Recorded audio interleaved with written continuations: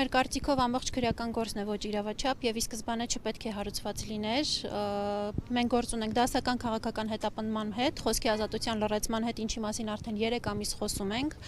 եւ 3 ամիս Նարեկը եւ Վազգենը 102 ավելի քան 102 օր անազատության մեջ են գտնվել։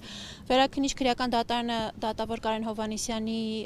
նախագահությամբ Բեկանեց առաջին այցյանի դատարանի 3 ամսով Նարեկ Սամսոնյանի կալանքի երկարաձգելու որոշումը եւ կայացրեց տնային կալանք, խափանման միջոցը փոխեց տնային կալանքով եւ 3 ամսվա ընթացքում բավականին բարդ ճանապարհ է անցել թե Նարեկ Սամսոնյանը, թե Վազգեն Սաղաթելյանը, բայց հատկապես Նարեկ Սամսոնյանը այն առումով, որ գիտեք, հացադուլի միջով է անցել 15 օր հացադուլ, այնուհետև առողջական լուրջ խնդիրներ, Իզմիլյան բժշկական կենտրոնում վերականգնողական բուժում, վիրահատություն, հետվիրահատական շրջան եւ միայն ուրախացնող հանգամանք այս ամենի մեջ կանում է նրանում, որ գոնե այս առողջական խնդիրների պայմաններում ինքը իր այսպես ասած կալանքը կկրի ոչ թե բանտային պայմաններում, ինչը իսկապես անհամատեղելի էր իր առողջական վիճակի հետ, այլ տնային պայմաններում։ Հակառակ պարագայում որևէ ուրախացնող հանգամանք չկա քրեական հանցագործություն չգործած մարդու համար։ Ինչ է նշանակում ուրախանալ չգործած հանցանքի համար տնային պայմաններում եւս կալանքի տակ գտնվելու կապակցությամբ։ Չէ, նման բան չկա։ Սահմանափակումները բավականին խիստ են, հաղորդակցությունների արգելք, ինչպես նկատեցիք, Նարեկին արգելված է հաղորդակցվել ԶԼՄ-ների հետ, այո։ Հաղորդակցությունների արգելք ունի, հնարավորություն ունի շփվելու միայն իր մերձավորների եւ իր հետ չբնակվող մերձավորների հետ եւ պաշտպանների հետ, որևէ այլ անձի հետ շփվելու հնարավորություն չունի եւ այս կալանքը պահպանվելու է մինչեւ ապրիլի 10-ը, եթե չեմ սխալվում, 10-ի շրջակայքում, այսինքն առաջին այցյանի դատարանի կողմից կայացված այդ 3 ամսյա կալանքի ժամանակահատվածին է վերաբերում այս կալանքը։ Այս պահին նաեւ բնականաբար արդեն երբ որ 3 ամսվա ժամկետը լրանում է, նորից վերանայվում է խափանման միջոցի հարցը։ Մենք հույս ունենք, որ այլևս Նարեկը չի վերադառնալու բանտային կալանքի պայմաններին։ Ասեմ նաև, որ այսօր սպասում ենք Վազգեն Սաղաթելյանի գործով վերաքննիչ դատարանի որոշմանը, իր պաշտպան Արսեն Բաբանն է հայտնել դրա մասին։ Աստված տա նաև այս մասով գոնե մի փոքր դրական լուր ստանանք եւ գոնե Վազգենի կալանքի եւս փոխվի տնային կալանքով, որովհետեւ նորից եմ ասում, այս մարդիկ քրեական հանցագործություն չեն գործել, իրենք ենթարկվում են քաղաքական հետապնդման, իրենք դատապարտվում են իրենց քաղաքական խոսքի համար։ Անտիֆեյք ՀՄ ամբողջությամբ թիրախավորված է որպես ընդդիմադիր զանգվածային լրատվության միջոց, որպես անկախ լրատվամիջոց եւ նշեմ անգամ, որ 3 ամիս անց նաև մեր տեխնիկան եւ գույքը վերադարձված չէ քննչական կոմիտեի կողմից։ Մի մասը շտատիվներ, տեսախցիկներ, միկրոֆոններ, որոնք ի սկզբանե չպետք է տարվեին, խայտարակ կերպով դրանք բռնագանձվեցին, հետո վերադարձվեցին կարճ ժամանակ անց, բայց ամենակարևոր մեր տեխնիկան համակարգիչներ, նոթբուքեր, լրագրողների անձնական համակարգիչներ, նոթաթեթրեր եւ այլն, դրանք այս պահի դրությամբ նաեւ Նարեկ Սամսոնյանի ու նրա ընտանիքի անդամների ու Վազգեն Սաղաթելյանի ընտանիքի անդամների անձնական տեխնիկան։ Մինչ այս պահը արգիրաված է եւ գտնվում է քննչական կոմիտեի վերահսկողության տակ։ Չեն վերադարձրել, պարզապես չեն վերադարձրել, այսօր կրկին դիմելու ենք նաև այդ գույքը եւ տեխնիկան վերադարձնելու հարցով։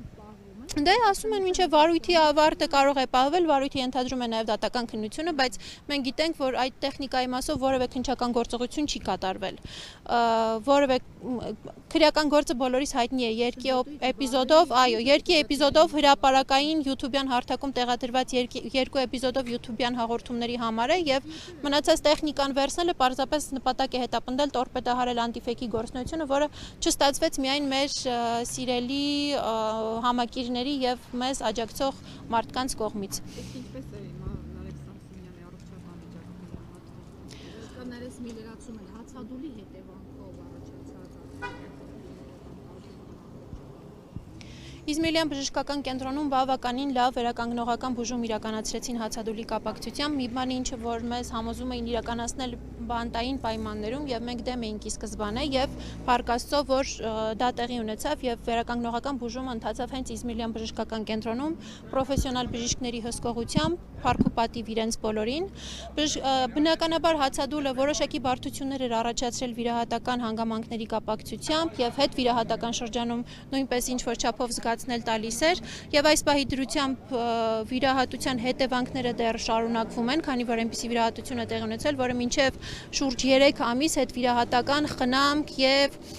կազդրում է ենթադրում եւ լավ է, որ այդ ամենը գոնե տնային պայմաններում կկարողանա տեղի ունենալ։ Բժշկի վերահսկողությունը լինելու է, դատարանը թույլատրել է նաև Նարեկին միայն նաև իրեն բուժող բժշկի հետ հաղորդակցություն ունենալ, այդ մասով նույնպես ունենք դրական այդ փոքրիկ կտորը։ Այսինքն ամեն անգամ մենք բոլոր օրինական ճանապարհներով շարունակելու ենք այս անարդարության դեմ պայքարը, ամեն հնարավոր տարբերակներով բարձրաձայնելու ենք, չենք դադարում նամակները տարբեր միջազգային կառույցներին, որոնցից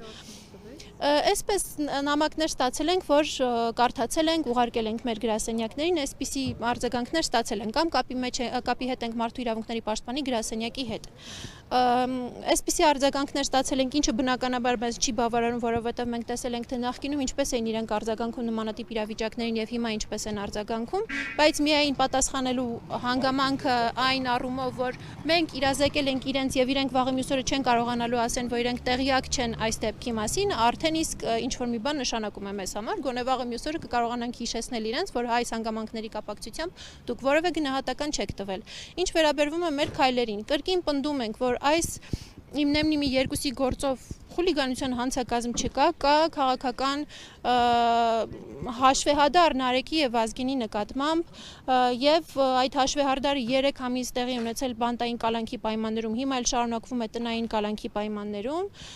Այսօր սպասում ենք Վազգեն Սաղաթելյանի գործով վերաքննիչ դատարանի որոշմանը։ Մեր իրավական քայլերը շարունակելու ենք բոլոր հնարավոր տարբերակներով եւ ոչ միայն իրավական, բոլոր օրինական ճանապարհներով շարունակելու ենք բարձրաձայնել խնդրի մասին, մինչեւ որ արդարությունը վերականգնվի։ Մենք վստահ ենք, որ այս գործով այլ որոշում չի կարող կայացվել ապագայում, քան արդարացման վերդիկտը, որովհետև այստեղ չկա խուլիգանության հանցակազմ։